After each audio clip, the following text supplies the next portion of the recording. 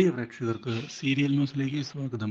കൂടുതൽ സീരിയൽ ന്യൂസുകൾ അതിവേഗം ലഭിക്കുന്നതിന് ഈ ചാനൽ സബ്സ്ക്രൈബ് ചെയ്യുക. ബെൽ ഐക്കൺ മറക്കാതെ ക്ലിക്ക് ചെയ്യുക. വീഡിയോ ഇഷ്ടമായി എങ്കിൽ ലൈക്ക് ചെയ്യാൻ മറക്കരുത്. പുതിയ തീരുമാനങ്ങളുമായി മുന്നിലേക്ക് പോയിരിക്കുകയാണ് ബലരാമൻ. ഇതിന്റെ ഭാഗമായി തന്റെ നിർണായകമായ തീരുമാനം അറിയിക്കുകയാണ് മനോജിനെ. ഇനിയൊരിക്കലും കൺമണി മറ്റൊരു ഗ്രൂപ്പിന് വേണ്ടി ഡിസൈൻ ചെയ്യാൻ പാടില്ല. കൺമണി ഡിസൈൻ ചെയ്യുന്നത് PR ഗ്രൂപ്പിന് വേണ്ടി മാത്രമായിരിക്കണം. എന്നാൽ മാത്രമാണ് ഇനി മനോജിന് ഇവിടെ തുടരാൻ സാധിക്കുകയുള്ളൂ. ഇത് കേട്ടതിനെ തുടർന്ന് മനോജ് ഇന്ന് ഞെട്ടിപ്പോയിരിക്കുകയാണ്. മനോജിന് നൽകിയ 2 അസൈൻമെന്റുകളും മനോജ് ചെയ്തില്ല. അതുകൊണ്ട് തന്നെയാണ് ഇപ്പോൾ താനൊരു വിട്ടുവീഴ്ചയ്ക്ക് തയ്യാറായി ഇങ്ങനെയൊരു കാര്യം മുന്നോട്ട് വെക്കുന്നത്. എന്താ മനോജിന് ആ കാര്യവും ചെയ്യാൻ സാധിക്കുകയില്ലേ? ഇത് കേട്ടതിനെ തുടർന്ന് മനോജ് എന്താണ് പറയേണ്ടത് എന്നറിയാതെ ആകെ കുഴഞ്ഞു പോയിരിക്കുകയാണ്. ഒരിക്കലും ഇങ്ങനെയൊരു കാര്യം ഉണ്ടാവുകയില്ല എന്ന് മനോജ് വിചാരിച്ചതാണ്. ഇതോടെ മനോജ് ഞാൻ എന്തായാലും അങ്ങനെ ചെയ്യാം സാർ എന്നുള്ള മറുപടിയാണ് നൽകുന്നത്. ഇതോടെ അത് നല്ലതാണ് മനോജ്. ഇങ്ങനെ ഒബീഡിയൻ്റായ ജോലിക്കാരെ എനിക്ക് എന്നും ഇഷ്ടമാണ്. അവർക്ക് വേണ്ടതെല്ലാം ഞാൻ മറക്കാതെ ചെയ്തു കൊടുക്കും. അതുകൊണ്ട് തന്നെ മനോജും ഈ കാര്യത്തിൽ പേടിക്കേണ്ടതില്ല. ഞാൻ കാര്യങ്ങൾ ടേക്ക് കെയർ ചെയ്തു കൊള്ളാം. അതുകൊണ്ട് മനോജ് ധൈര്യമായി ഇപ്പോൾ ഇവിടെ നിന്ന് പോയിക്കോളൂ എന്ന് പറഞ്ഞതിനെ തുടർന്ന് മനോജ് പോകാൻ തയ്യാറായിരിക്കുകയാണ്. ഇതേ തുടർന്ന് ഇനി കാര്യങ്ങൾ നമ്മൾ വിചാരിച്ചതുപോലെ നടക്കൂ എന്ന് പറഞ്ഞിരിക്കുകയാണ് സുമിത്രയോട് ബലരാമൻ. ഇനിയൊരിക്കലും PR ഗ്രൂപ്പിന് മുന്നിലേക്ക് അവർക്ക് കടന്നു വരാൻ സാധിക്കുകയില്ല. അതുപോലെ നമ്മൾ അവരെ കുരുക്കി കളയും. ഒരിക്കലും തിരിച്ചു വരാൻ പറ്റാത്ത ഒരു കുരുക്ക്. ഇത് കേൾക്കുന്ന സുമിത്ര അതുതന്നെയാണ് എനിക്കും കാണേണ്ടത്. അവരുടെ തോൽവി, അവർ തോറ്റ് തുന്നമ്പാടി നിൽക്കുന്നതും സാഗർ ആ കമ്പനിയിൽ നിന്ന് പടിയിറങ്ങുന്നതുമെല്ലാം എനിക്ക് കാണണം. എന്നാലേ എൻ്റെ മനസ്സിന് ഒരു സന്തോഷമുണ്ടാവുകയുള്ളൂ. ഇത് കേൾക്കുന്ന ബലരാമൻ അമ്മയുടെ ആ ആഗ്രഹം ഞാൻ നടത്തി തരും. ഇത് എൻ്റെ വാക്കാണ്. ഇതും പറഞ്ഞ് അവിടെ നിന്ന് പോവുകയും ചെയ്യുന്നു. എന്നാൽ ഇതേ സമയം തിരികെ വീട്ടിലേക്ക് പോകാൻ ഒരുങ്ങുന്ന മനോജ് എങ്ങനെയാണ് ഈ കാര്യങ്ങൾ ചെയ്യുക എന്ന് ആലോചിച്ചിരിക്കുകയാണ്.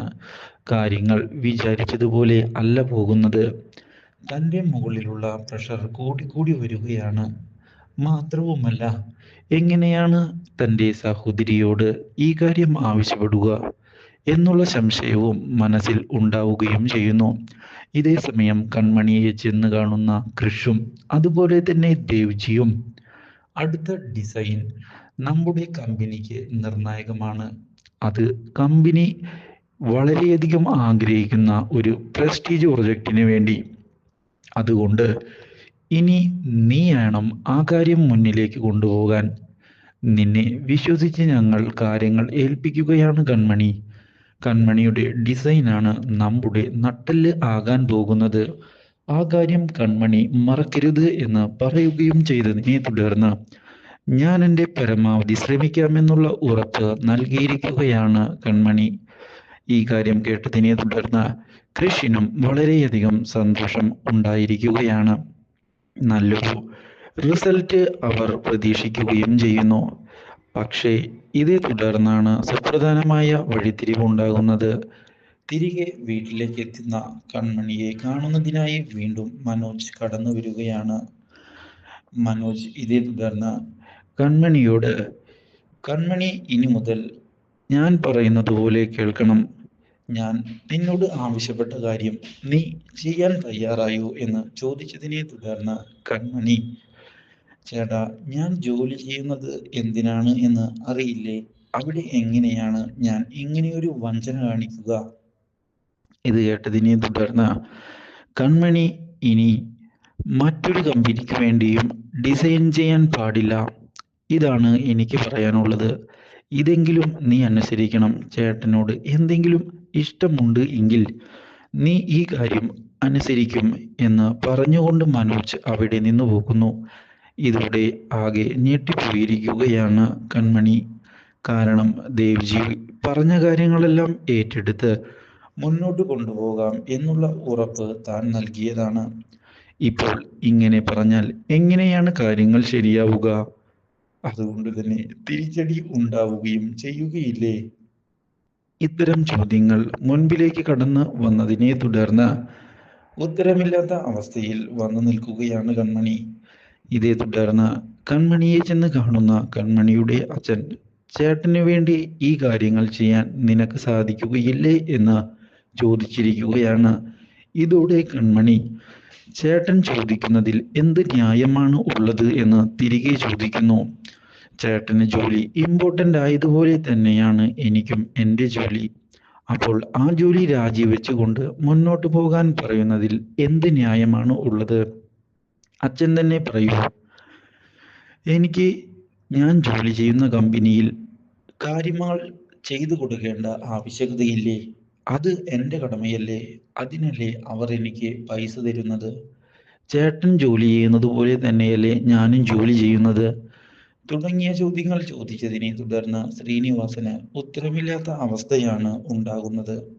എന്നാൽ ഇതെല്ലാം ഇതേ തുടർന്ന് കേൾക്കാൻ ഇടയാകുന്ന മനോജ് തൻ്റെ സഹോദരി പറയുന്നതിലും കാര്യമുണ്ട് എന്നുള്ള കാര്യം മനസ്സിലാക്കുകയാണ്. അതുകൊണ്ട് തന്നെ ബലരാമന്റെ കൂടെ അധിക നാൾ ഇങ്ങനെ മുന്നോട്ട് പോകുന്നത് തനിക്ക് നല്ലതല്ല എന്നുള്ള കാര്യം മനസ്സിലാക്കുകയാണ് മനോജ്. ഇതോടെ മനോജ് ബലരാമനെ ചെന്ന് കാണുകയും നിന്റെ ജോലി എനിക്ക് വേണ്ടടാ എന്ന് പറഞ്ഞുകൊണ്ട് അവിടെ നിന്ന് ഇറങ്ങിപ്പോവുകയും ചെയ്തിരിക്കുകയാണ്. അപ്രതീക്ഷിതമായ ഈ സംഭവം തിരിച്ചടിയായതിനെ തുടർന്ന് എന്തു ചെയ്യണം എന്നറിയാതെ ബലരാമൻ ഒരു നിമിഷത്തേക്ക് പകച്ചു പോകുന്നു. അപ്പോൾ ഇങ്ങനെ ഒരു തിരിച്ചടി ഒരിക്കലും പ്രതീക്ഷിച്ചിരുന്നില്ല ബലരാമൻ മനോജിൽ നിന്ന്. Do like, share and subscribe.